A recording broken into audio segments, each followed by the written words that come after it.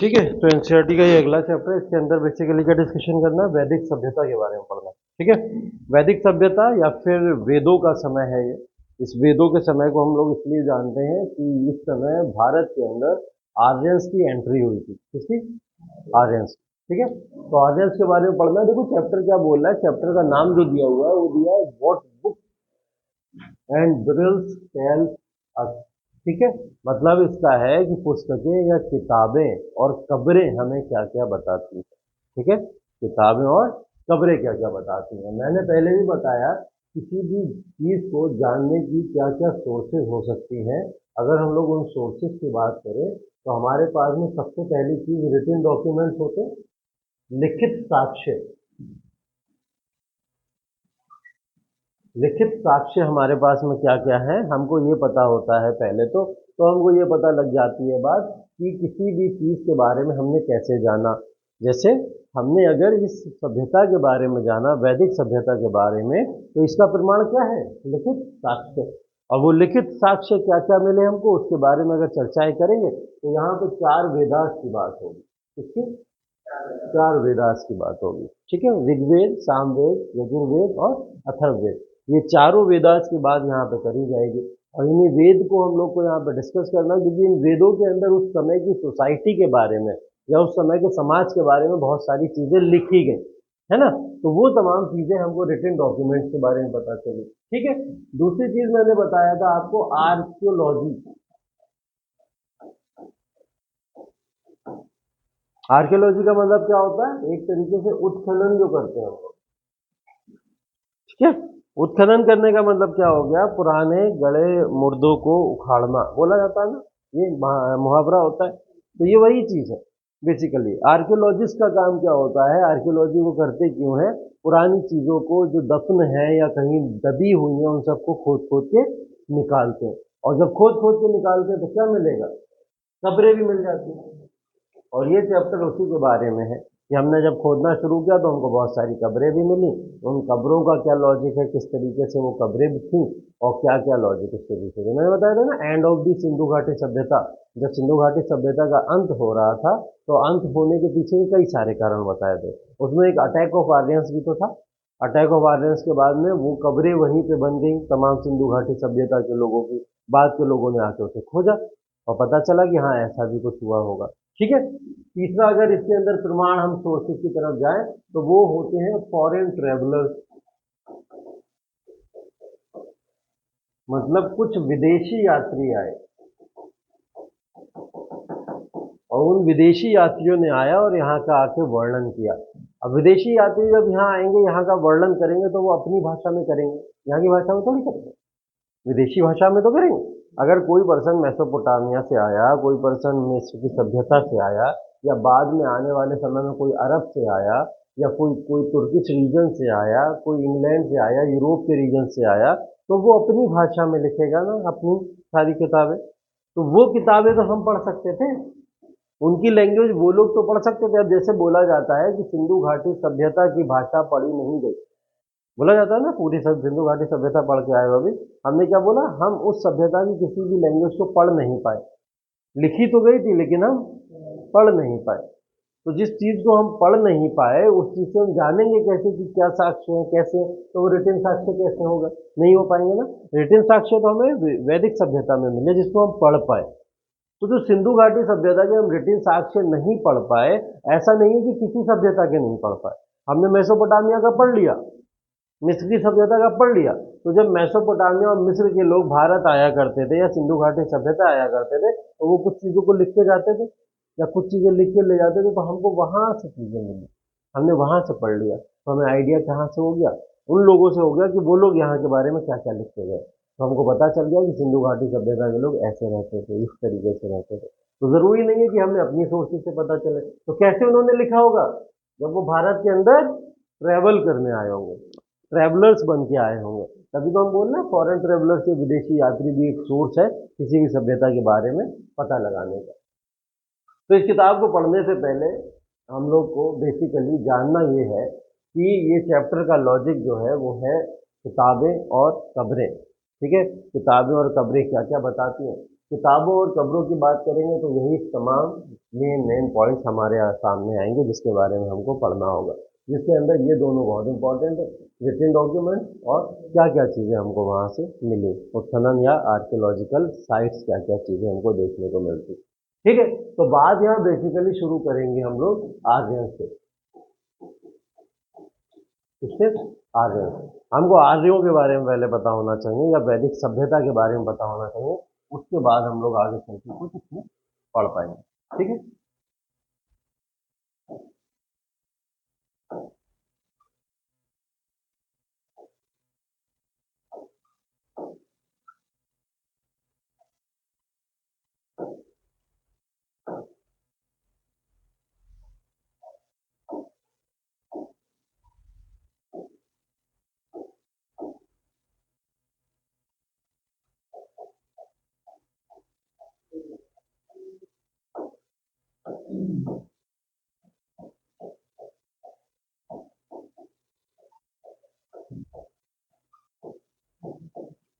Aryans या फिर वैदिक सभ्यता। ठीक है, आर्यन्स मैंने इसलिए ऊपर लिखा क्योंकि ये वो समय है जिस समय में भारत के अंदर आर्यों का आगमन हुआ था। ठीक है, तो ये चैप्टर पूरा जो बताएगा उससे पहले थोड़ी सी चीजें हम लोग यहाँ पे देख लेते हैं कि वैदिक सभ्यता है क्या और किस बारे में बात करती है। ठीक, तो वैदिक सभ्यता को बेसिकली हम लोग दो पार्ट में डिवाइड करते हैं, 1 और 2। ठीक है, एक को हम लोग बोलते हैं अर्ली वैदिक एज। ठीक, अर्ली वैदिक एज का मतलब,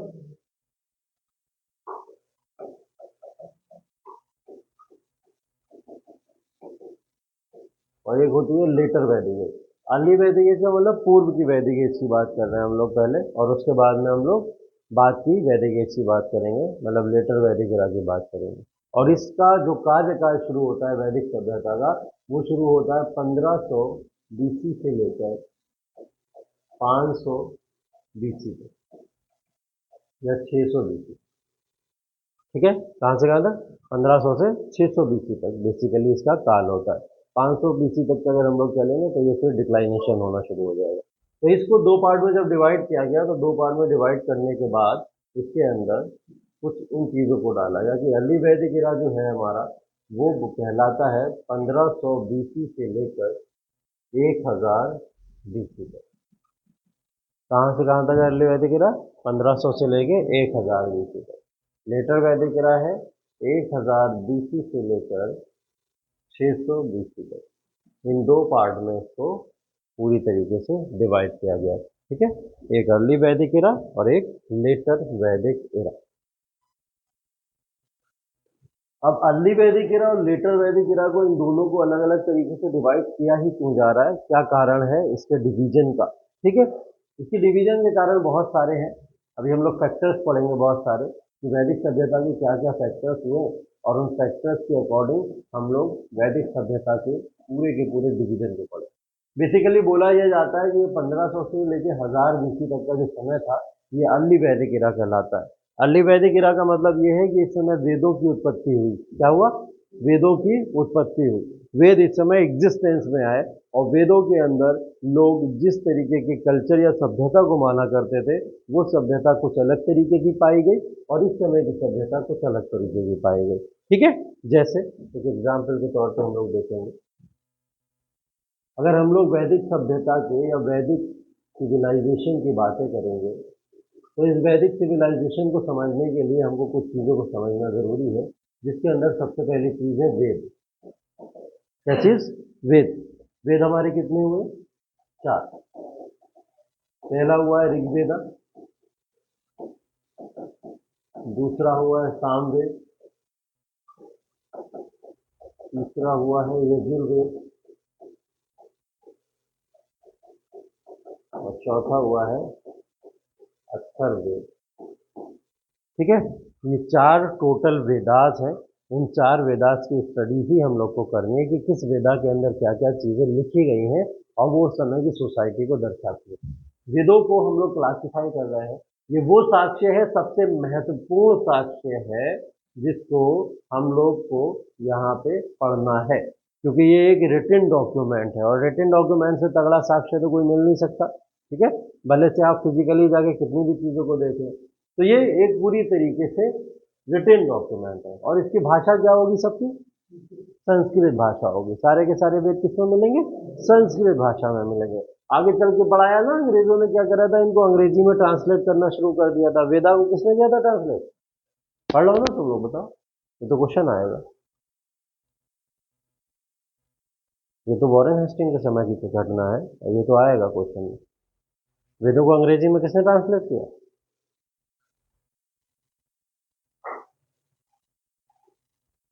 बताओ। मैक्स मुलर ने। मैक्स मुलर ने वेदों को अंग्रेजी में ट्रांसलेट किया था, जर्मन भाषा में भी किया था। ठीक है, अभी तो याद नहीं कर पा रहा तुम लोग, 2 दिन बाद टेस्ट है, देखो भारत पाकिस्तान। तो महत्वपूर्ण क्या क्या वेदास हैं, इन 4 वेदास की बातें हो रही हैं, ऋग्वेद, सामवेद, यजुर्वेद, अथर्ववेद। अब इन वेदास के अंदर जो चीजें लिखी गई हैं बेसिकली उसके बारे में वर्णन किया जाएगा। क्या क्या लिखा गया है वो बड़े बड़े शब्दों में मैं आपको बता देता हूँ। जैसे इस वेद के अंदर लिखा गया है वहां का समाज। क्या लिखा गया है? समाज। कि समाज किस तरीके का होता था, या अंग्रेजी वाले लिखो सोसाइटी कैसी होती थी वहां के उस समय, तो सोसाइटी का वर्णन इसके अंदर पूरी तरीके से किया गया है। समाज। समाज आप समझते हैं, समाज का मतलब बेसिकली क्या होता है कि जब भी हम लोग किसी भी एक सोसाइटी में रहते हैं तो रहने के क्या हमारे पास में तरीके हैं, उन तरीकों का डिस्कशन बेसिकली किया गया। ठीक है। दूसरा जो इसके अंदर सबसे इंपॉर्टेंट चीज दी गई है वो दिया गया है कि समाज के अंदर रहने वाले लोगों का जो रवैया था या पॉलिटिकल लाइफ थी वो किस तरीके की हुआ करती थी, मतलब राजनीतिक लाइफ कैसी हुआ करती थी उसके बारे में दिया गया। और उस राजनीतिक लाइफ को तोड़ा गया है यज्ञ के फॉर्म में। किसके? यज्ञ के फॉर्म में, मतलब यजनाज। यजनाज का वर्णन, और ये यजनाज सारे के सारे जिससे रिलेटेड है वो है राजा। ठीक है, किसकी बात होगी? राजा की बात होगी। राजे किस तरीके से रहते थे या कैसे, इस तरीके के डिस्कशन है इसमें। तो इस वेदों के अंदर समाज के बारे में मिलेगा, यज्ञ के बारे में मिलेगा या यजनाथ के बारे में मिलेगा। तीसरा इसके अंदर जो मिलेगा, इस समय कौन कौन से देवता की लोग पूजा करते थे, कौन कौन से ईश्वर को मानते थे, मतलब गॉड। क्या क्या ईश्वर इस समय में लोग प्रेयर करते थे या माना करते थे, उन ईश्वर का भी डिस्कशन होगा। ठीक है, उन ईश्वर के बारे में भी हम लोग यहाँ देखेंगे। चौथी चीज जो यहाँ पे मिलेगी आपको वो मिलेंगी नदियाँ। कौन कौन सी नदियों का वर्णन यहाँ पे वेदास के अंदर किया गया है? रिवर्स। क्या मिलेगा? रिवर्स मिलेगा। तो रिवर्स के बारे में भी यहाँ पे डिस्कशन हमको देखने को मिलेगा। एक चीज यहाँ पे आपको देखने को और मिलेगी,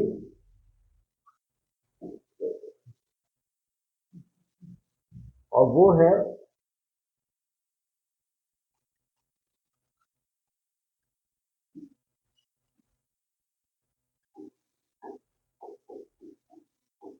शस्त्र दर्शन। मतलब 6 दर्शन देखने को मिलेंगे आपको यहाँ पे टोटल, जिनका वर्णन इसके अंदर देखने को मिलेगा।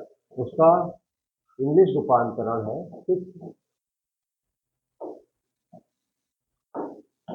Schools of philosophy. 6 schools of philosophy. 6 philosophical schools क्या क्या है जिनके बारे में यहाँ वर्णन दिया गया। ठीक है, तो अब अभी हम लोग सोसाइटी के बारे में पढ़ लेंगे थोड़ा बहुत, कैसी सोसाइटी थी, कैसे लोग रहा करते थे वैदिक सभ्यता के अंदर, और किस तरीके का वर्णन किया गया है। ठीक है, तो सबसे पहला टॉपिक देखो क्या बताया है यहाँ पे, वेदास। वेदास के अंदर हम लोग को इन 4 वेदास की बात करनी है। इन 4 वेदास का क्रक्स बता रहा हूँ मैं आपको टोटल, पर्टिकुलर एक एक वेद को उठा के नहीं पढ़ा रहा हूँ मैं, चारों वेदास का आपको क्रक्स पढ़ा रहा हूँ। पढ़ा क्या रहा हूँ मैं आपको? वैदिक सिविलाइजेशन। और वैदिक सिविलाइजेशन के अंदर भी हम लोग बात किसकी करेंगे? आर्यंस की। आर्यंस का मतलब क्या होता है? हाई बॉर्न, मतलब सुप्रीम। हाई बॉर्न का मतलब ऊंची जाति के लोग, सुप्रीम लोगों को क्या बोला जाता है? आर्यंस बोला जाता है। आर्यन सभ्यता कैसी थी? पितृसत्तात्मक थी। कैसी थी? पितृसत्तात्मक थी, मतलब पैट्रियार्कल सोसाइटी थी, मतलब पिता के बाद उसका पुत्र ही राजा बनेगा, ये चीज इसके अंदर बोली जाती थी। तो इसको क्या बोलते हैं? Patriarchal society. जिस सोसाइटी के अंदर पिता के बाद उसका पुत्र ही अगर राजा बने वो सोसाइटी पैट्रियार्कल सोसाइटी होती है। सिंधु घाटी सभ्यता के अंदर ऐसा कुछ पढ़ा हम लोगों ने? नहीं पढ़ा, तो हम उसको पितृसत्तात्मक नहीं कह सकते। ठीक है, इस चीजों को ध्यान रखना जरूरी है। बहुत सारे मंडल संडल्स देखने को मिलेंगे हमें वेदास के अंदर, वो सब हम लोग जब इनका डिफरेंट डिफरेंट डिस्कशन करते होंगे तब पढ़ेंगे, ठीक है। अभी हम बेसिकली क्या पढ़ेंगे, अभी हम बेसिकली ये पढ़ेंगे कि वैदिक सिविलाइजेशन के अंदर जो आर्यंस रहा करते थे, उन आर्यंस का वेदों के बारे में या फिर उस समाज के बारे में क्या क्या लिखा गया है। जैसे समाज में क्या लिखा है, यज्ञ में क्या लिखा है, नदियां क्या क्या है, देवता कौन कौन है, या फिर शस्त्र दर्शन वहां के क्या क्या है। तो सबसे पहला टॉपिक उठा लेते हैं हम लोग, क्या है सबसे पहला टॉपिक, सोसाइटी, मतलब समाज की बातें हो रही है, ठीक है। समाज को मैं कुछ इस तरीके से ड्रॉ कर देता हूँ। ये क्या है, सोसाइटी है पूरी की पूरी। इस सोसाइटी का क्लासिफिकेशन अगर हम लोग करते हैं कुछ इस तरीके से करते हैं। इस सोसाइटी के अंदर बोला जाता है समाज को 4 वर्गों में वर्गीकृत किया गया था, ठीक है। समाज को 4 वर्गों में वर्गीकृत किया गया था। 4 वर्गों में वर्गीकृत करने का मतलब हर एक वर्ग अलग अलग तरीके से अपने जीवन को यापन किया करता था, और हर एक वर्ग की पावर्स क्या होती थी, अलग अलग हुआ करती थी। हर एक वर्ग का इकोनॉमिक लाइफ अलग अलग होता था, रिलीजियस लाइफ अलग अलग होता था। इसलिए हमने क्या करा, इन चारों वर्गों को अलग अलग डिवाइड कर दिया, ठीक है। अब जब इन चारों वर्गों को अलग अलग डिवाइड करोगे तो इसके अंदर आपको देखने को मिलेगा सबसे टॉप की पोजीशन रहती थी ब्राह्मण की। किसकी, ब्राह्मण की। सबसे टॉप पे कौन रहता था, ब्राह्मण। सोसाइटी का क्लासिफिकेशन अगर हम लोग करें तो सबसे टॉप पे कौन देखने को मिलेगा, ब्राह्मण्स देखने को मिलेंगे। ब्राह्मण के बाद दूसरे कौन देखने को मिलते थे, क्षत्रिय, ठीक है, या फिर हम लोग इनको बोलते हैं क्षत्रिय। दूसरे देखने को कौन मिलते थे, क्षत्रिय देखने को मिलते थे, ठीक है। तीसरी पोजीशन पे फिर से आ जाओगे तो तीसरे पे देखने को मिलेंगे वैश्य। कौन मिलेंगे, वैश्य, ठीक। फोर्थ पोजीशन पे क्लासिफाई करके किसको पहुंचा दिया गया था, शूद्रास, ठीक है। मतलब चौथी पोजीशन पे आपको कौन देखने को मिलेगा, शूद्र, ठीक। ये 4 क्लासिफिकेशन थे, बेसिकली इन 4 पार्ट में डिवाइड किया जाता था। अब इस 4 पार्ट का जो क्लासिफिकेशन है वो क्लासिफिकेशन थोड़ा इंपॉर्टेंट है। ये शूद्रा मैंने अंग्रेजी वाला लिख दिया ना, यही कह रहा हूँ,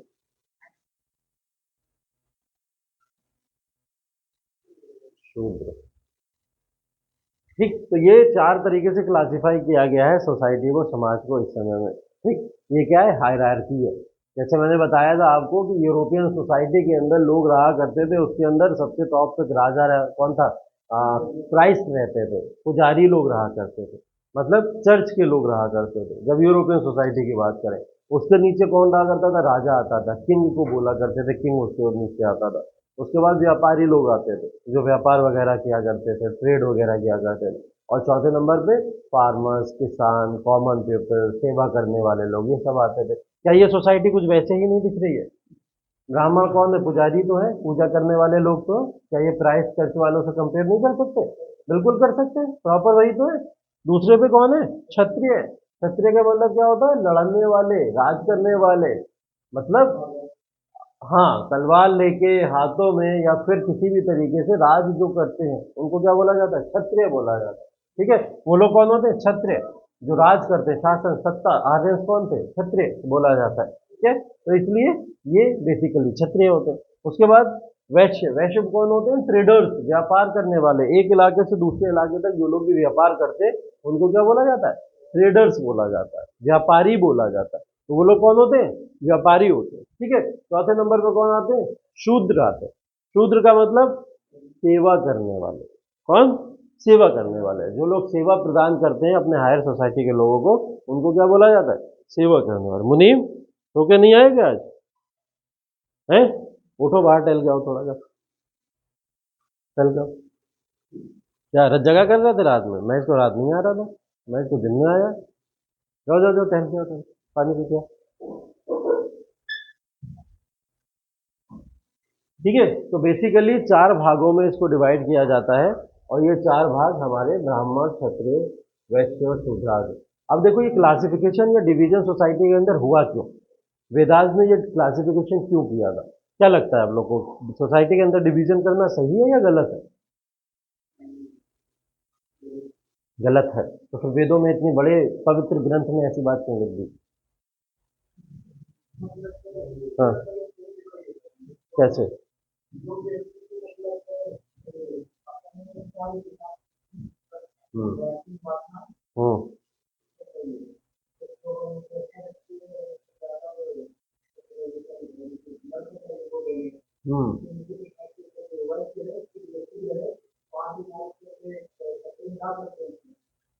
नहीं, ये डाल सकते हैं या नहीं डाल सकते हैं, ये तो बात का डिस्कशन है। मैं डिवीजन की बात कर रहा हूँ, डिवीजन करना सही है गलत।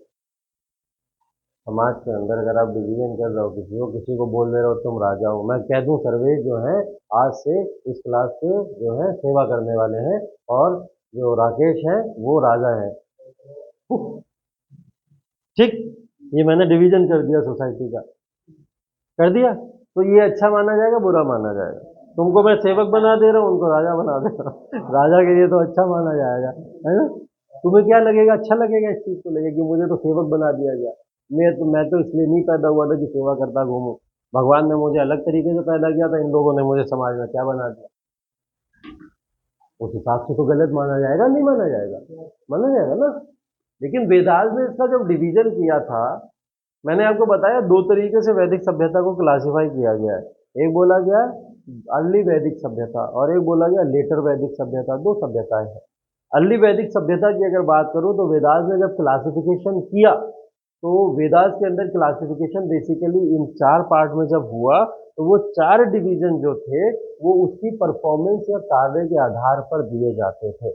मतलब अगर किसी व्यक्ति के घर, कोई ब्राह्मण व्यक्ति है, उसके घर कोई एक ऐसा लड़का पैदा हो गया जिसने बोला कि मुझे जो है प्रशासन में जाना है, ब्राह्मण व्यक्ति है, उसने बोला प्रशासन में जाना। प्रशासन का मतलब क्या हो गया? राज करना है, राजकाज करना है, राजा बनना है। राजा बनने का मतलब उस समय में तलवारें उठाना था, युद्ध करना था, युद्ध की चीजें। तो उस युद्ध में जो कुशल पाया जाता था, उसी ब्राह्मण के घर में वो लड़का क्या बन गया? क्षत्रिय बन गया, उसी ब्राह्मण कुल के घर में, ठीक। दूसरा लड़का पैदा हुआ, उसने बोला कि मुझे तो व्यापार करना है, मैं तो बिजनेसमैन बनूंगा, बड़ा ट्रेडर, अंबानी अडानी ऐसा बनूंगा। वही व्यापारी बनना चाहता है, तो उसका जो पालन पोषण हुआ वो व्यापारी की तरह, वो आगे चल के व्यापारी बना। उसी घर में, उन्हीं ब्राह्मण के घर में अब कौन पैदा हो गया? वैश्य पैदा हो गया। अब उन्हीं ब्राह्मण के घर में एक लड़का और पैदा हुआ, उसने बोला कि मुझे तो वही एनजीओ खोलना है, ठीक है, सेवा करनी है लोगों की, मैं सेवा करना चाहता हूँ, मैला ढोना चाहता हूँ, ठीक है, या लोगों की सेवा करके इधर उधर जाकर पूरे समाज के अंदर मैं लोगों की मदद करूंगा, ये सारी चीजें करूंगा, सोशल सर्विस, सेवा कर रहा है। तीसरा पार्ट, उसी घर के अंदर तीसरा लड़का पैदा हुआ, वो क्या कर रहा है? सेवा कर रहा है। तो पिता ब्राह्मण, बड़ा बेटा क्षत्रिय, छोटा बेटा वैश्य और सबसे छोटा बेटा शूद्र। ये क्लासिफिकेशन होता था, और ये क्लासिफिकेशन बिल्कुल गलत नहीं है, एकदम गलत नहीं है। जब वैदिक सभ्यता में ऐसा क्लासिफिकेशन हुआ तो ये क्लासिफिकेशन बिल्कुल गलत नहीं माना जाता है। जब आप बात सुनोगे स्वामी दयानंद सरस्वती की, ठीक है, क्या बोला था उन्होंने? वेदों की ओर लौटो। और जब उन्होंने बोला वेदों की ओर लौटो, तो वो अर्ली वैदिक इरा की बात कर रहे हैं। 30 वेदों की तरफ लौटो जिसके अंदर ये चीज पता थी कि ब्राह्मण, क्षत्रिय, शूद्र या फिर वैश्य कौन कौन होते, अपनी वर्किंग कैपेसिटी या वर्किंग कैपेबिलिटी के हिसाब से उनको वर्क मिलता था। ये होता था क्लासिफिकेशन। लेकिन बाद में क्या होना शुरू हो गया कि लोगों ने इसको कास्ट सिस्टम बना दिया। क्या बता दिया? जाति व्यवस्था बना दी। समाज को कैसे डिवाइड कर दिया? जाति व्यवस्था के आधार पर डिवाइड कर दिया। अब जब कोई भी समाज जाति व्यवस्था के आधार पर डिवाइड हो जाएगा, तो वो समाज एक अच्छा और सभ्य समाज नहीं बचेगा। वहां पे बहुत सारी कुरीतियां आना शुरू हो जाएंगी, वहीं शोषण होना शुरू हो जाएगा। और ऐसे ही शोषण का लगातार संघर्ष हम लोग ने भारत के अंदर देखा। आगे चल के भारत में जो स्त्रियों के साथ शोषण हुए, या फिर जो नीची जाति के लोगों को कहा जाता था, जो होते नहीं है, भगवान ने सबको बराबर बनाया है, जो होते नहीं है, जिनको बना दिया गया समाज के अंदर, वो किसी इसी आधार पर बना दिया गया, गलत तरीके से उनको बता के या गलत तरीके से उनके सामने इन बातों को रख के, ठीक है। अब इसके अंदर कुछ लोगों का प्रॉफिट हुआ होगा, तभी लोगों ने दूसरे लोगों को दबाना शुरू किया होगा, ठीक है, क्योंकि धर्म और राजनीति हमेशा मिलके चलते हैं। गांधी जी ये बात बोल के गए, आगे पढ़ोगे आप लोग, कि religion and politics can never be separated. Mahatma Gandhi लिखते हैं अपनी किताब के अंदर, और जब इस बात को लिखते हैं तो लिखते समय बहुत ही स्टडी करने के बाद में इस पॉइंट को उन्होंने लिखा, जिसका एक प्रमाण अभी यहाँ देखने को मिला हमें, ठीक है, कि एक रिलीजन ही तो है वैदिक सभ्यता। मतलब वेदों का अध्ययन एक रिलीजन ही तो है, और इन वेदों के अध्ययन, इन रिलीजन को ही आगे चल के लोगों ने क्या करा? पॉलिटिकली अपने अपने फायदे के लिए डिवाइड कर दिया। कोई राजा बनने के लिए उसको यूज कर रहा है, ठीक है, कोई क्या ब्राह्मण बनने के लिए इसको यूज कर रहा है, शूद्र कोई नहीं बनना चाहता। ठीक है ना? यही तो होता है समाज के अंदर। आज के समय में भी यही सब चीजें लोगों के यहाँ बैठी हुई हैं दिमाग के अंदर। सिर्फ और सिर्फ रिजर्वेशन चाहिए होगा तो चलो हम SC ST हैं, हम OBC हैं। अगर रिजर्वेशन नहीं चाहिए होगा तो हम जनरल हैं। ये समाज की सभ्यता में लोगों को बताने के लिए, जिससे ये मेरे को नीचा ना देखने लगे, दिमाग में बैठी हुई है चीज। ठीक है, और ये दिमाग में कैसे बैठी? इसी समय से बैठना शुरू हो गई थी, कुछ इसी समय में। तो जब इसका क्लासिफिकेशन हुआ तो मैंने जो आपको अर्ली वैदिक एरा बताया था अभी, कौन सा? ये वाला अर्ली वैदिक एज जब बताई थी, तो क्लासिफिकेशन कैसा था? बहुत सिंपल और अच्छा था। जिस समय में जो व्यक्ति जो चाहता था वो बनता था, मतलब अपनी कुशलता के आधार पे। अगर उसे राजा बनना है तो वो क्या सीखेगा? तलवारबाजी सीखेगा, घुड़सवारी सीखेगा, ये सब अपने अंदर स्किल्स को पैदा करेगा। ठीक है, और इन कलाओं को पैदा करके राजा बन जाएगा। यही होगा। आज के समय में कोर्स करना पड़ता है, UPSC की तैयारी करनी पड़ती, तब जाके राजा बनते हैं, है ना? उस समय में ये सब सीखना पड़ता था। तो ये डिफरेंस हो गया है तब की और आज के समाज में। ठीक है, ऐसे किसी को क्षत्रिय ब्राह्मण बनना है अगर, तो ब्राह्मण बनने के लिए जरूरी नहीं है कि आप उस कुल के ब्राह्मण ही कुल में पैदा हो। उन्हीं 22 पूरे के पूरे तबके के अंदर अगर आप पैदा हो तभी आप ब्राह्मण कहलाओ, नहीं। ब्राह्मण उस समय ऐसे भी बना जा सकता था, आपके पास नॉलेज है, आपने वेदों का अध्ययन करा है, आपने किताबें अच्छे से पढ़ी हैं, आप समाज के सोसाइटी के लोगों को धर्म के आधार पे सही रास्ता दिखा सकते हो, तो आप ब्राह्मण हो। नहीं फर्क पड़ता आप कौन से परिवार में या कुल में पैदा हुए हो। ठीक है, तो ये समाज को लगातार स्वामी दयानंद सरस्वती या तमाम लोगों ने लाने की बातें की कि अगर ऐसा समाज होगा तो ये सभ्य समाज होगा, ये अच्छा समाज है। ठीक, लेकिन हुआ क्या? ये लेटर वैदिक एज जब आई तो इस समय में इस सोसाइटी का या समाज का क्लासिफिकेशन कैसा हो गया? जाति व्यवस्था के आधार पर हो गया। किसके आधार पर हो गया? जाति व्यवस्था के आधार पर। मतलब ब्राह्मणों ने अपने आप को सबसे उच्च समझना शुरू कर दिया। क्या? सुप्रीम। ब्राह्मण कौन है? सुप्रीम है, सबसे ज्यादा टॉप है। मतलब क्लासिफिकेशन क्या हुआ कि मुख्य जो है अब पूरा का पूरा वो ब्राह्मण। ठीक है, मुख्य क्या है? ब्राह्मण है। उसके नीचे का जो धड़ है यहाँ का वो क्षत्रिय है। कमर का जो इलाका है वो कौन है? वैश्य है। और जो पैर है तो कौन है? शूद्रास है। इस तरीके से क्लासिफिकेशन होना शुरू हो गया। ठीक है, और ये क्लासिफिकेशन जब होना शुरू हो गया तो इसी आधार पर लोगों ने अपने आप को समझना शुरू कर दिया। मतलब अब जो शूद्रास के घर में पैदा होगा उसे पैरों पे ही रहना पड़ेगा। ये सोसाइटी के अंदर इस तरीके की भावनाएं फैलना शुरू हो गई, जो गलत तरीके से फैली। ठीक है, तो उस समय का समाज कैसा रहता था? कुछ इस तरीके का रहता था। इस समाज का जो डिस्कशन दिया है वो कुछ इतना ही दिया है। आप इस डिस्कशन के अंदर और भी चीजों को पढ़ोगे जब हम लोग चैप्टर को क्लासिफाई करेंगे। यज्ञ देख लेते हैं, सेकंड टॉपिक है हमारा।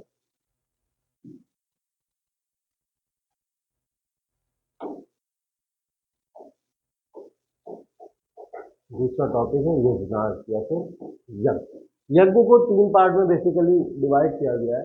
सबसे पहला भाग है इसका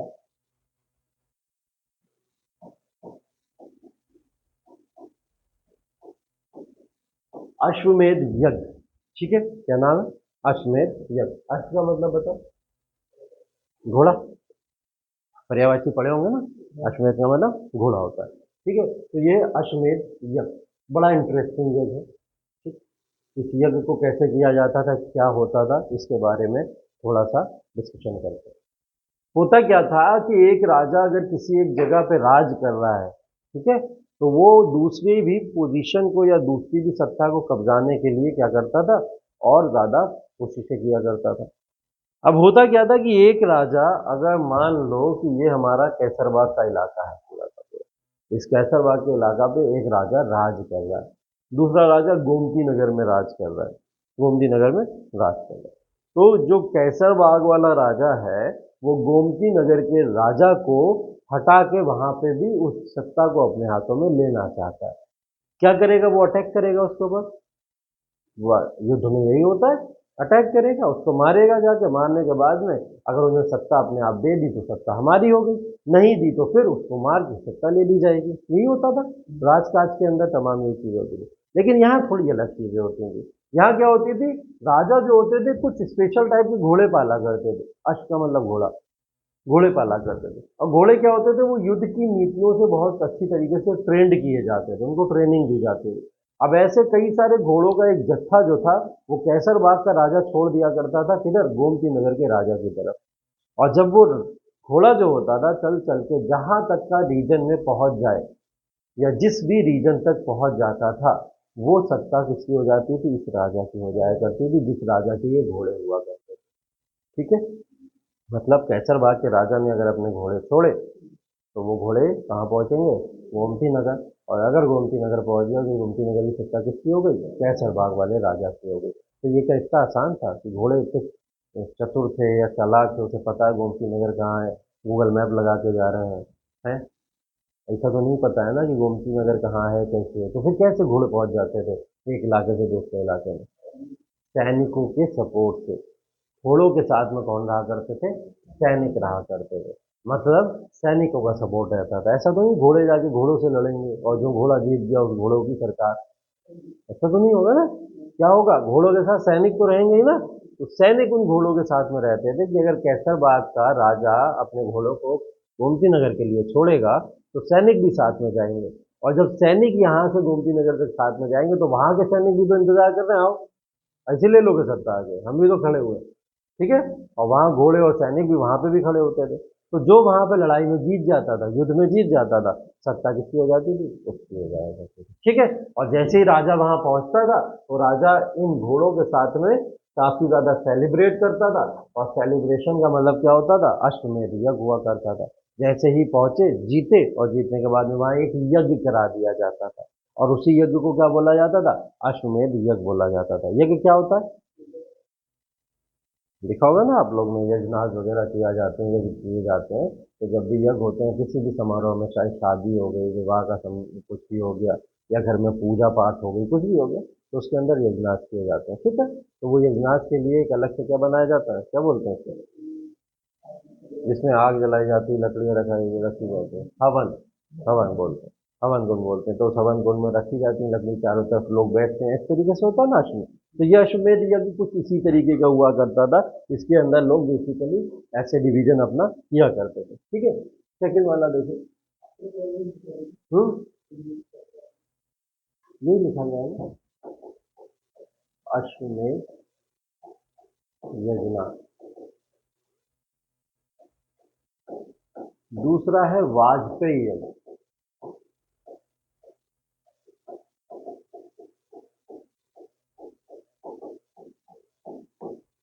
ठीक है, दूसरा क्या है? वाजपेयी। इसको बेसिकली ये लिख लो, अश्वमेध यज्ञ को कब्जा करने के लिए, ठीक है, किसी भी टेरिटरी पे कब्जा करने के लिए कौन से यज्ञ को कराते थे? अश्वमेध यज्ञ को कराते थे। ठीक। वाजपेयी यज्ञ जो होता था वो शक्ति प्रदर्शन के लिए होता था। के लिए? शक्ति प्रदर्शन के लिए। अब शक्ति प्रदर्शन का एग्जाम्पल ऐसे ले लो, मोदी जी 2014 का इलेक्शन जीते, जीते, और जब मोदी जी 2014 का इलेक्शन जीते तो उन्होंने क्या करा? तमाम पॉलिटिकल पार्टीज के लीडर्स को इनवाइट किया शपथ समारोह में, किया। और जब जीते, जीतने के बाद में लोगों को थैंकफुल हुए और उसके बाद में शपथ लेने जब पहुंचे तो सबको बुलाया, और सबको बुला के क्या अनाउंस करा कि आज से मैं भारत का प्रधानमंत्री हूँ। इसको सोशली या पब्लिकली अनाउंस करने की जरूरत का मतलब क्या हो गया? शक्ति प्रदर्शन करना इसी को कहा जाता है।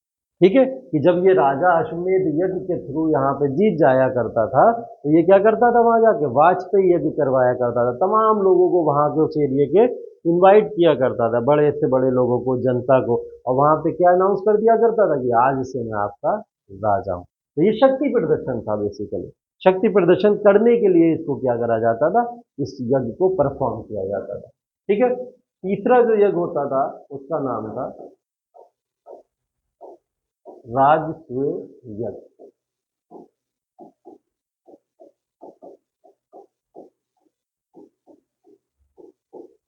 इसको राजश्रेय भी बोलते हैं। तो दोनों शब्दों से ये जाना जाता है, राजश्रेय या राजस्वेय। ठीक है, तो ये दोनों शब्दों के नाम से जाना जाता है। इसका मतलब बेसिकली अब क्या होता है? इसका मतलब ये होता है, राजस्व या राजश्रेय का मतलब राज्यभिषेक से है। किसे? राज्यभिषेक, मतलब कोरोनेशन होगा। कोरोनेशन का मतलब ताजपोशी होगी, कि राजा पहुंच गया, उसने अपना शक्ति प्रदर्शन कर दिया, और शक्ति प्रदर्शन करने के बाद में क्या करेगा? ताजपोशी होगी उसकी। ताजपोशी का मतलब राजा को मुकुट पहनाया जाएगा। गोमती नगर के राजा का मुकुट उठा के किसको पहनाया जाएगा? कैसर बाग वाले राजा को पहना दिया जाएगा। इसी को क्या बोलते थे? राजसूय यज्ञ। इसके बाद में क्या करता था राजा? इसी में सब में यज्ञ होगा, ठीक है, यज्ञ ऐसे बोल नहीं देंगे, ये सेरेमनी पूरी की पूरी होगी, पहले ये काम होगा, उसके बाद उस काम के बाद में वो सेरेमनी परफॉर्म होगी।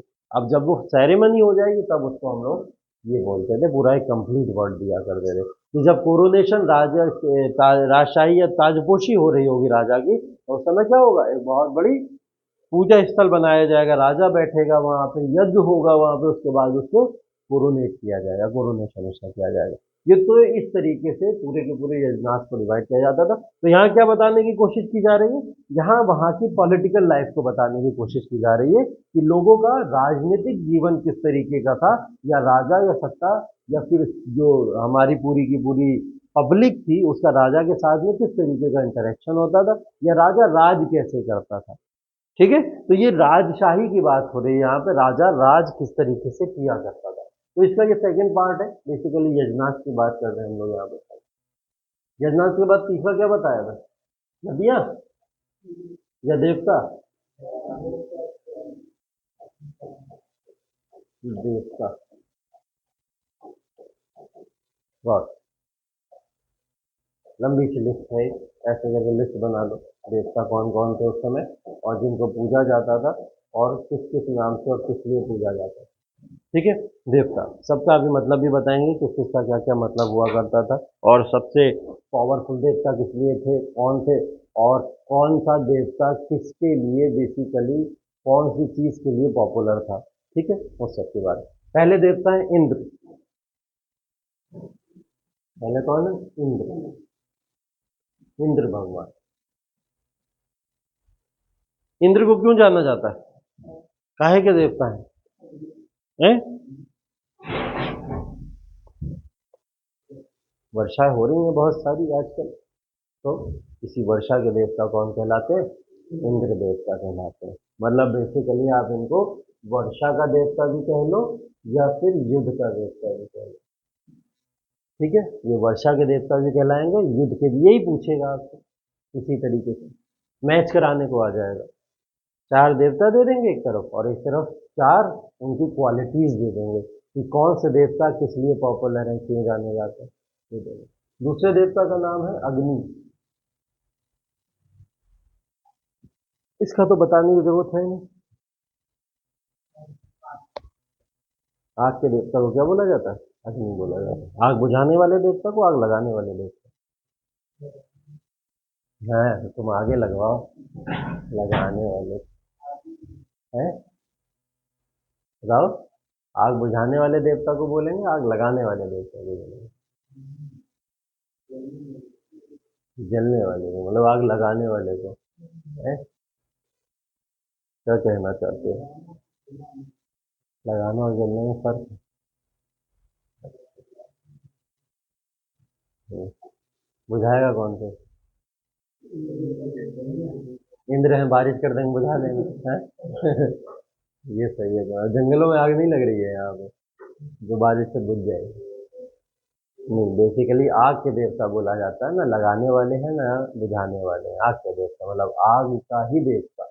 अग्नि बेसिकली जो पूजी जाती है, जब भी अग्नि प्रकट हो गई तो वो क्या है, अग्नि देवता की ही वजह से ही प्रकट हुई। ठीक है, चलो। वायु, वायु कौन से, क्या है, प्राण देवता। प्राण देवता कौन से होते हैं, एच टू, H2O तो वाटर होता है, पानी है, ये O2 वाले, ऑक्सीजन देने वाले, हवा। ठीक है, हवा के, ठीक। वायु, इनको एक नाम और दिया जाता है, वरुण। क्या नाम दिया जाता है, वरुण। ठीक है, वायु देवता या फिर वरुण। अब ये वायु के भी कहलाते हैं, इनको पृथ्वी एवं सूर्य का निर्माता भी बोला जाता है। क्या बोला जाता है, पृथ्वी और सूर्य का निर्माता भी बोला जाता है वरुण को। ठीक है, वायु या वरुण जो है पृथ्वी एवं सूर्य का निर्माता।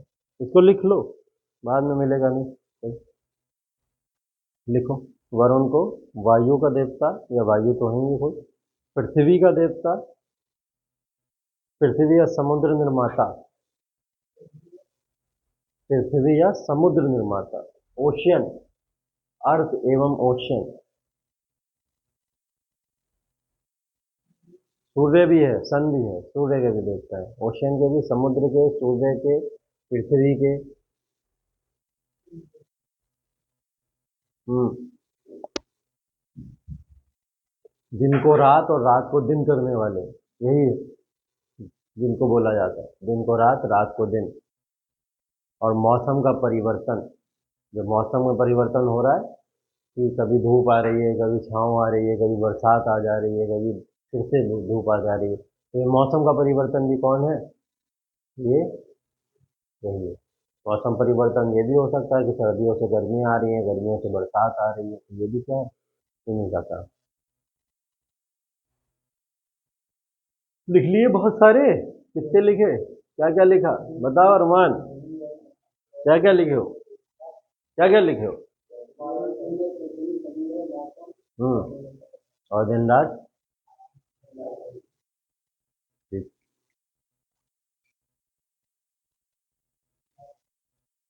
अगला लिखो सोम देवता। सोम।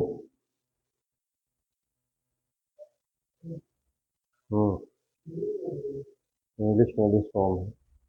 अरमान हिंदी में अरमानी होगा या कुछ और होगा? हाँ, अमान, तुम्हारा अमान नाम है ना, तो इंग्लिश में एम एन लिख दे।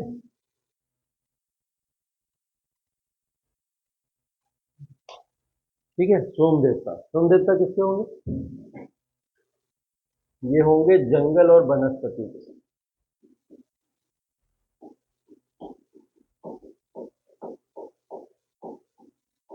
मतलब forest and vegetation. Forest and vegetation, जंगल और वनस्पति के। अगला टेस्ट तैयार हो रहा है आप लोग का, यही है वो सब। ठीक है।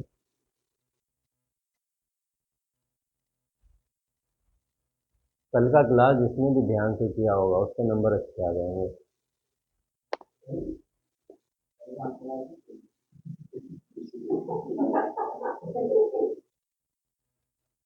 कौन सी दुनिया में रहते हैं?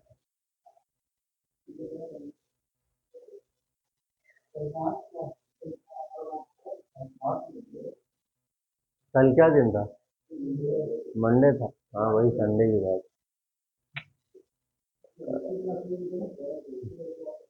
हिस्ट्री वाला हमेशा कल ही होगा, प्रीवियस क्लास जो भी है कल ही तो कहेंगे।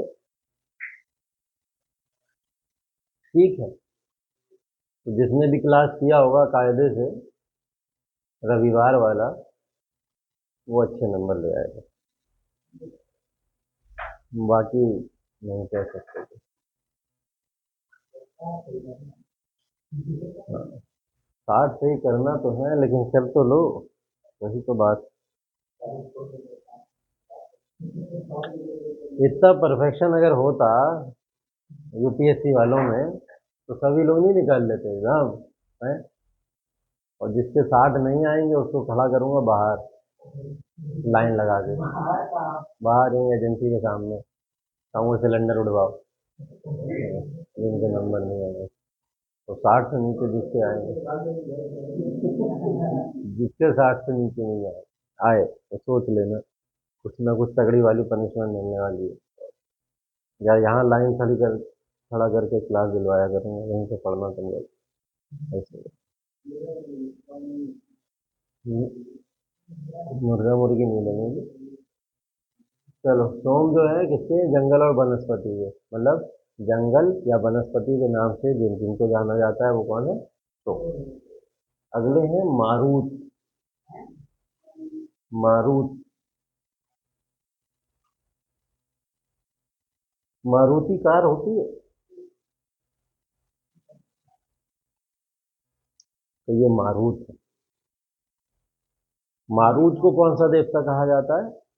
रॉकी भाई वाला। कौन रॉकी भाई? केजीएफ देखिए, केजीएफ देखिए,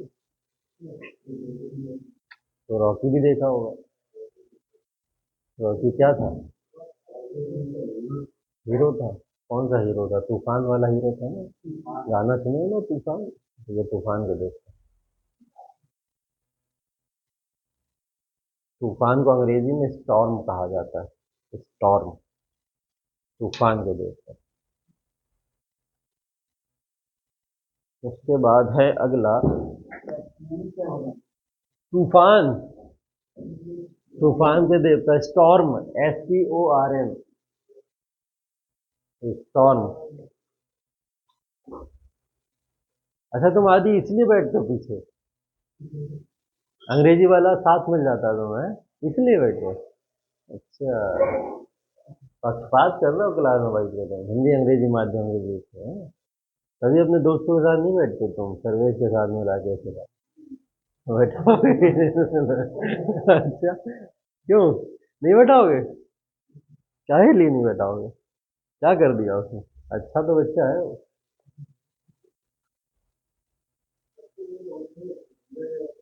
हाँ, ये बात भी सही है। वही से तुमसे ज्यादा ही बिगड़ा हुआ है, तुम्हें बिगाड़ देगा।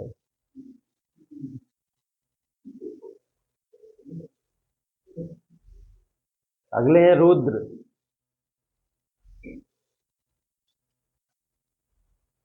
रुद्र का मतलब? रुद्र का मतलब होता है गुस्सा। मतलब एंगर के देवता है ये, गुस्सा। जब किसी को गुस्सा आता है या जब किसी पे गुस्सा आना होता है तो ये देवता प्रकट होते हैं बेसिकली। ठीक। गुस्सा ही आएगी तभी तो तूफान आएगा। क्या? रुद्र, गुस्से के देवता।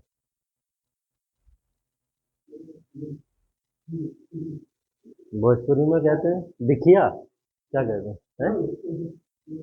खुनूस नहीं, खुन्नस कहते हैं। हैं? खुनुस। बिखिया किसमें बोलते हैं? बिखिया भी एक शब्द होता है।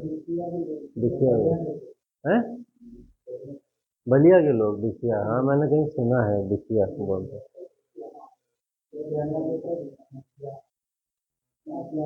वो किसी आना होता है, किसी आना होता है, बहुत सारे लोग। कौन बचा रुद्र के बाद अब? इंद्र, अग्नि, वायु, सोम, मारुत, रुद्र, विष्णु। अगला लिखो विष्णु। विष्णु देवता।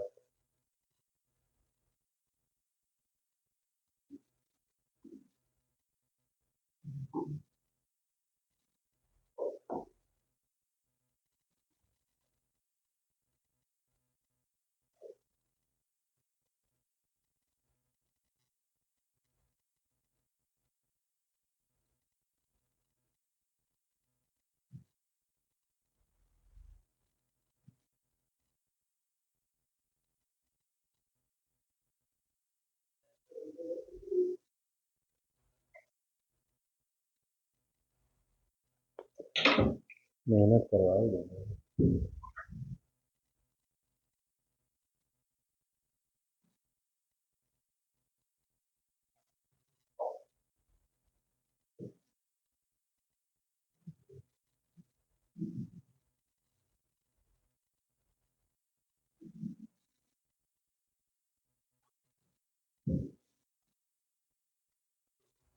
ठीक है।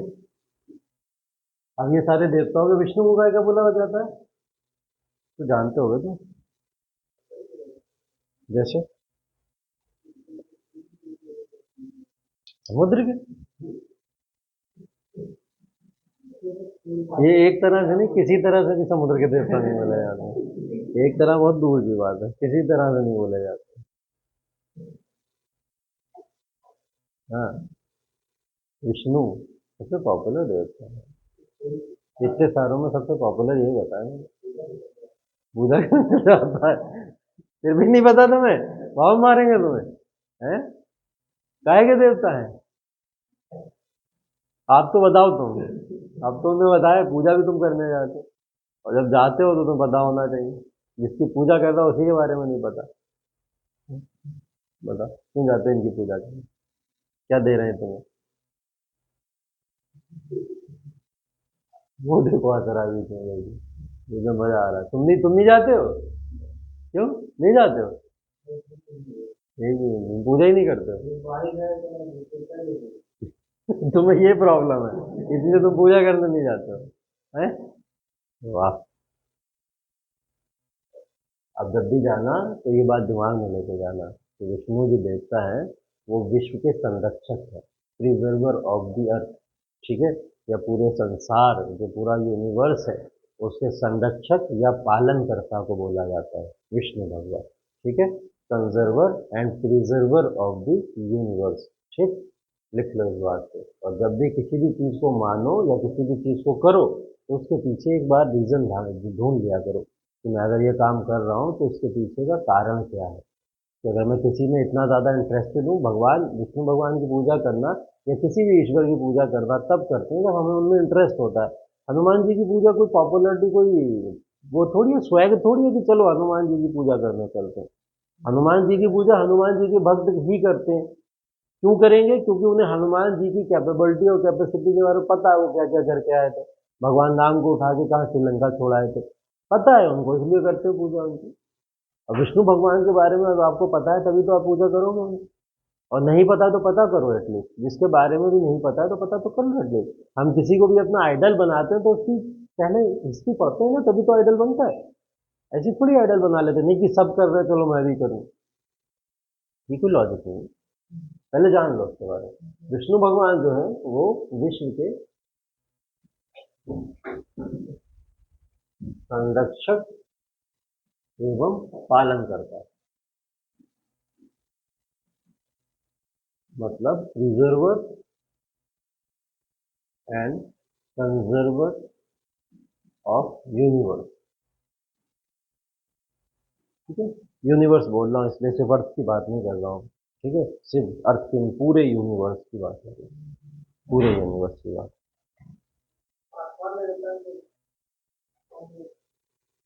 आसमान को मैंने जब यूनिवर्स बोल दिया तो सर, और ये देवता नहीं है, ये प्रिजर्वर है।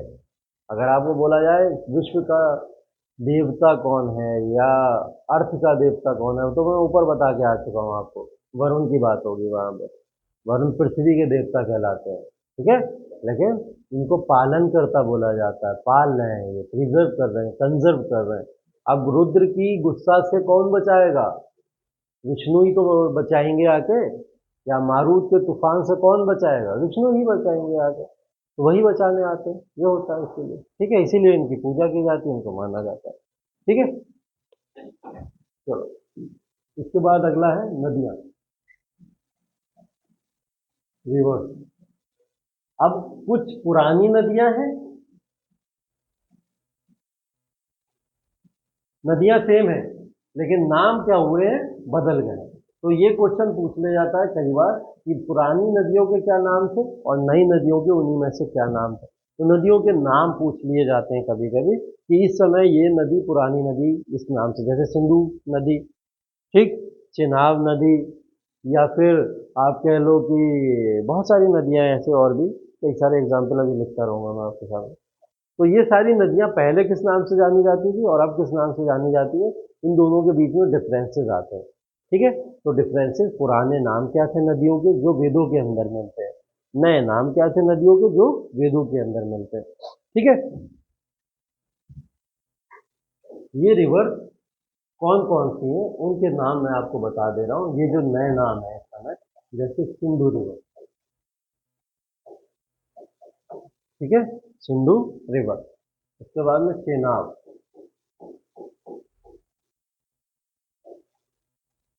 उसके बाद में चेनाब रिवर। उसके बाद में रावी। उसके बाद में सतलज।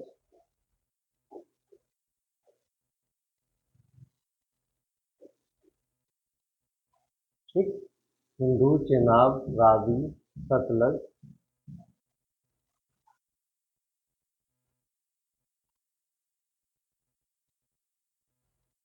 और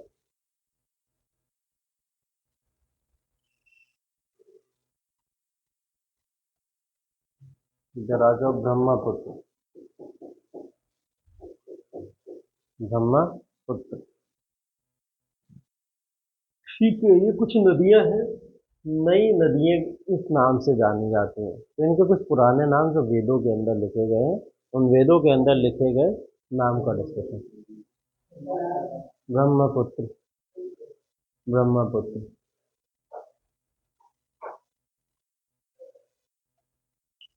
ठीक है। घटना चक्र लाए हो उसमें?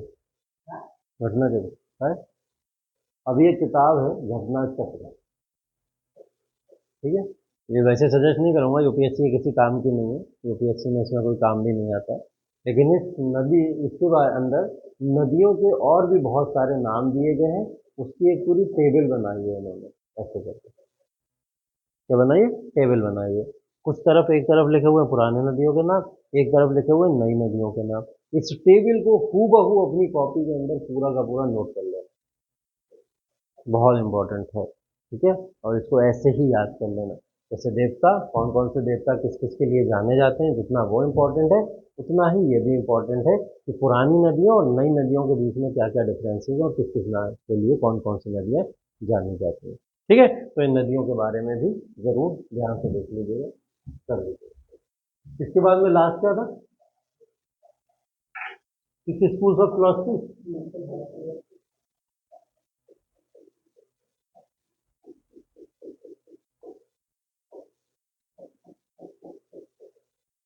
चलो, ये 6 स्कूल्स ऑफ फिलॉसफी काफ़ी ज़्यादा रोचक और इंटरेस्टिंग है। इनके बारे में अगर बात करोगे तो ये कुछ इस तरीके से है। पहला है इसके अंदर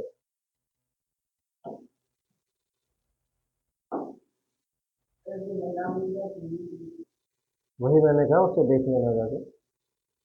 नए बताएं, पुराने नहीं बताएं।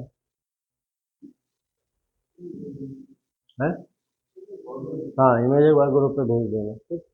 इसमें पहला है न्याय दर्शन। इस स्कूल ऑफ फिलॉसफी पहला है न्याय दर्शन।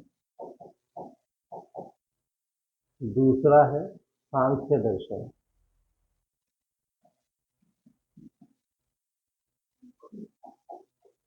तीसरा है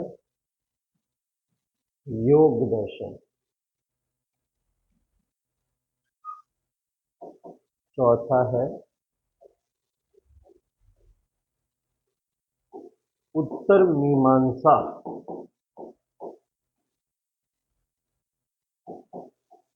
पांचवा है पूर्व मीमांसा। ये मीमांसा कोचिंग जो आप पढ़ रहे हो जहाँ बैठ के, ये यहीं का है। कहाँ का? उत्तर मीमांसा, पूर्व मीमांसा, यही। अभी बताएंगे सबका मतलब। अगला है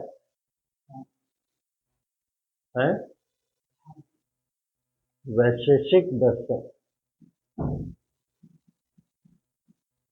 वैशेषिक दर्शन, ये है टोटल 6 स्कूल्स ऑफ फिलोसफी। ठीक। अंग्रेजी में, अंग्रेजी में सेम है, सेम सेम। न्याय दर्शन को बोला जाता है न्याय दर्शन ही, सांख्य को सांख्य ही बोला जाता है। सबका सेम नाम।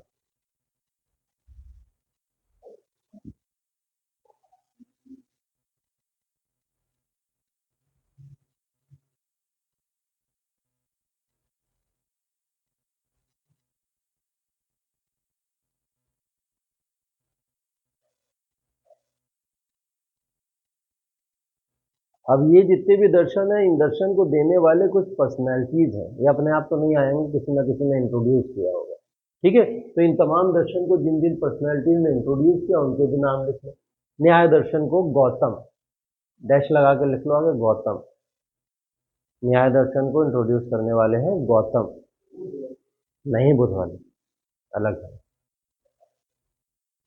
अगले सांख्य दर्शन को कपिल, सांख्य दर्शन को कपिल मुनि या कपिल लिख लो फिर। योग दर्शन को लाने वाले हैं पतंजलि। पतंजलि जो ब्रांड सुनते हो ना, वो इन्हीं के नाम से है, पतंजलि के नाम से योग दर्शन। उसके बाद में उत्तर मीमांसा है बादरायण। बादरायण। पूर्व मीमांसा है जैमिनी। जैमिनी। जैमिनी। क्या बचा? वैशेषिक। वैशेषिक है कनाद। कनाद ऐसे लिखते हैं, कनाद। अरे ना बोलो, ना ही बोला जाता वैसे इसको। कड़ाद लिखो तुम।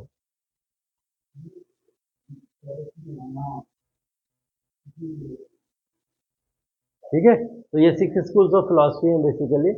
इन 6 स्कूल ऑफ फिलोसफी के बाद में आपका बेसिकली इंडस वैली सिविलाइजेशन का ये बेसिक कॉन्सेप्ट जितने हैं वो सब मैंने बता दिए आपको। अब इस चैप्टर का डिस्कशन प्रॉपर बचा हुआ है। ठीक है, बस छोटा छोटा चीजें बता देता हूँ कि किसके अंदर बेसिकली क्या क्या बात की गई है। जैसे न्याय दर्शन। न्याय दर्शन के अंदर बात हुई है लॉजिक्स की, एनालिसिस की। अगर आप किसी भी चीज के ऊपर बिलीव करते हो या कोई भी चीज अगर आप मानते हो, जैसे अभी सर्वेश की बात हो रही थी ना, इसी तरीके से, तो ऐसी ही बात को अगर आप कोई मानते हो तो लॉजिक ढूंढ लो उसके पीछे, एनालिसिस कर लो उसके बारे में, जान लो, नॉलेज कलेक्ट कर लो। तो न्याय दर्शन क्या बताता है? यही बताता है कि आप जब भी किसी भी चीज को मानो या जानो तो उससे पहले पीछे क्या है? एक लॉजिक्स है, एनालिसिस है बहुत सारी। तो आप एनालिसिस कर लो, पहले जान लो और फिर उसके बाद में उन चीजों को मानना शुरू करो। सांख्य दर्शन। सांख्य दर्शन बेसिकली वो है जिसके अंदर थ्योरेटिकल फॉर्म ऑफ योगा दी हुई है। क्या? थ्योरेटिकल मतलब आपको वहां पे योगा के बारे में लिख के बताया गया है कि लोग योगा कैसे करना है, ऐसे ऐसे करना है, ऐसे ऐसे। जैसे एक रेसिपी लिखी हुई हो और एक रेसिपी आपके सामने कोई बनाए, दोनों में फर्क होता है। अगर लिखी हुई होगी तो आपको सीखने में, समझने में टाइम लगेगा, लेकिन अगर उसी को प्रैक्टिकली आपके सामने दिखा दे तो आप तुरंत सीख जाओगे। तो पहले सांख्य दर्शन आया और सांख्य दर्शन ने योगा की लिखित बातों को दिखा दिया कि योगा ऐसे ऐसे करते हैं, ऐसे ऐसे करते हैं, ऐसे ऐसे करते हैं, सब लिख के दिखा दिया।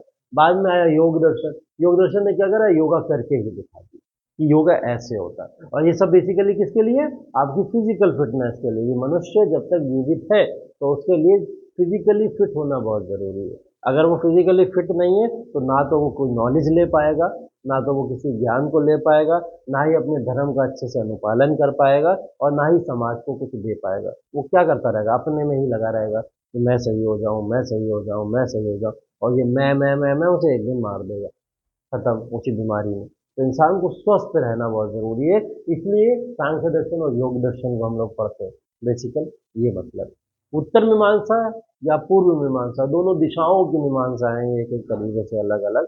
और बेसिकली मीमांसा का मतलब है क्यूरियसिटी। क्यूरियसिटी का मतलब जानने की इच्छा, कि आपको जानने की कितनी इच्छा है, कितनी तलब है या कितनी तड़प है, आप कितना सीखना चाहते हो, कितना जानना चाहते हो। वो आपके अंदर ललक है भी जानने की या नहीं है, ये कौन सिखा रहा है? मीमांसा सिखा रहा है आपको। तो बेसिकली मीमांसा आपको यहाँ पे भी मीमांसा यही सिखाता है आपको, वो आप कितना जागरूक हो या कितना सीखना चाहते हो, ललक आपके अंदर कितनी है, वो ललक के ऊपर ही हम लोग काम करते हैं। तो मीमांसा का बेसिक लॉजिक यही है, क्यूरियोसिटी के ऊपर वर्क करना। ठीक है, तो ये क्यूरियोसिटी के बारे में जानकारी देता है पूरी की पूरी। सबसे इंटरेस्टिंग है वैशेषिक दर्शन। वैशेषिक दर्शन वो दर्शन है जिस दर्शन के बारे में जब लिखा गया तो साइंस भी हैरान रह गई। और ये साइंस भी जब आई तो साइंस ने देखा ऐसा दर्शन पहले से ही फिलॉसफी के अंदर है। मतलब साइंस पैदा भी नहीं हुई है अभी और ऐसा दर्शन भारत के अंदर पहले ही पाया जाता था। इसने यूनिवर्स की बात की, इसने एटम्स एंड मॉलिक्यूल्स की बात की है। किसकी बात की? एटम्स की, मॉलिक्यूल्स की बात की है। तो इसने ये बताया है कि जितनी भी फिजिकल थिंग्स पूरी दुनिया के अंदर है वो सब कॉम्बिनेशन ऑफ एन एटम है। सब किससे मिलके बनी है? एक एटम से, अणु से मिलके बनी है। अणुओं का पूरा कलेक्शन ही क्या एक एटम बनाता है, और इसी ने मिल मिल के क्या बना दिया? यूनिवर्स बना दिया। मेरे हाथ में जैसे ये मार्कर है, अगर ये मार्कर कई सारे एटम्स उसके अंदर मिले होंगे तब जाके इसका ये फॉर्म बना। ये है डिजिटल बोर्ड, इसमें कई सारे एटम्स आके मिले होंगे तब ये फॉर्म बना। एक गोला ले लो किसी भी तरीके का बॉल टाइप का, उसमें कई सारे अणु आके मिले होंगे तब वो एक एटम बना। ठीक है, आपकी बॉडी ले लो, पूरी पर्सनैलिटी बॉडी में कई सारे एटम्स आके अरेंज हुए एक एक जगह पे तब जाके ये बना। तो ये एटम्स का कॉम्बिनेशन क्या बनाता है? मॉलिक्यूल्स बनाता है, और इसने हमारे फॉर्म में क्या बना दिया? मॉलिक्यूल्स बना दिए। ठीक है, तो इसी मॉलिक्यूल्स की स्टडी किसने की थी? वैशेषिक दर्शन ने की। और ये वैशेषिक दर्शन भारत का सबसे पुराना दर्शन है, उन दर्शनों में से जिसने पहले ही, आने से पहले ही साइंस की नॉलेज हमको दे दी थी। तो ये सब वेदास के अंदर लिखी हुई चीजें हैं। तो अब आप लोग इतना तो समझ गए होगे कि वेदास के अंदर क्या क्या चीजें लिखी गई हैं। ठीक है, चलो बेसिकली अब जो है पशुपालन, सिटीज कैसी होती थी, लोग कैसे रहा करते थे, सोसाइटी कैसी थी, ये सब चीज़ें पूरे के पूरे चैप्टर के डिस्कशन का पार्ट है, उसके अंदर हम लोग इन सबको पढ़ेंगे, ठीक है। चलिए, ऐसे बता दें रिकॉर्डिंग पे पागल होगा।